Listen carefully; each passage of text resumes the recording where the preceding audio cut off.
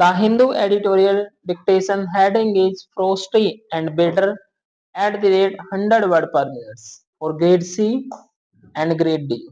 Start. The first winter session of 18th Lok Sabha ended on December 20 as one of the least productive and most acrimonious in history.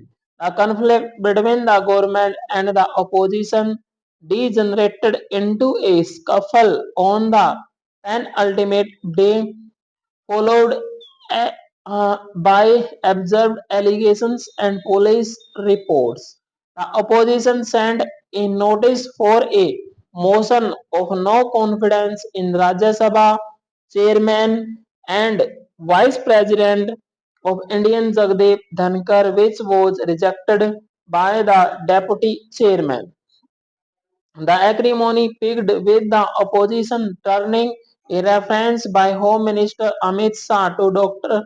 B. R. Ambedkar into a stick to beat the Bharatiya Janata Party with Mr. Shah's misspoken remarks were taken out of context by the opposition, which feels that it is par for the of course.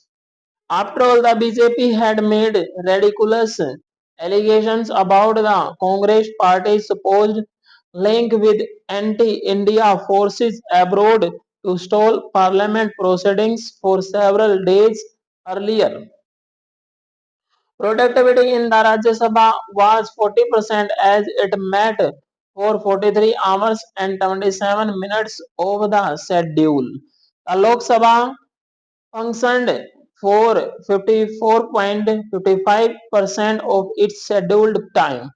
Both the houses witnessed protests from the Treasury and opposition sides over issues such as the alleged interference of US billionaire George Soros in Indian politics and the US government's actions against the Adani Group.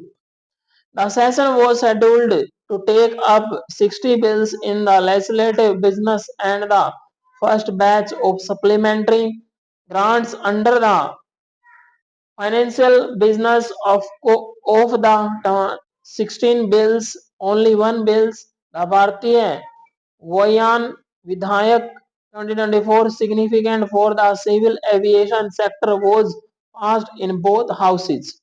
The Rajya Sabha passed the Boilers Bill and the Oil Fields Regulation and Development Amendment Bill, bringing major changes in the industrial laws governing large furnaces and boilers and the petroleum sector. Other than the appropriation bills as part of the supplementary demands for grants, the Lok Sabha discussed and passed the Banking Laws Amendment Bill, the Railways Amendment Bill, and the Disaster Management Amendment Bill. The debate saw opposition members asking the government to protect the public sector banking system, ensure the safety of rail passengers and employees, and bring in transparency in the allocation of funds to states hit by natural calamities. The Constitution 129th Amendment Bill and the Union Territories Laws Amendment Bill that aim to achieve simultaneous elections in the country were introduced and referred to a joint committee of Parliament. External Affairs Minister Jay Shankar made statements in both houses on India-China relations. The winter session demonstrated the need for an urgent restoration of parliamentary norms and basic decency in exchanges between political opponents. Stop.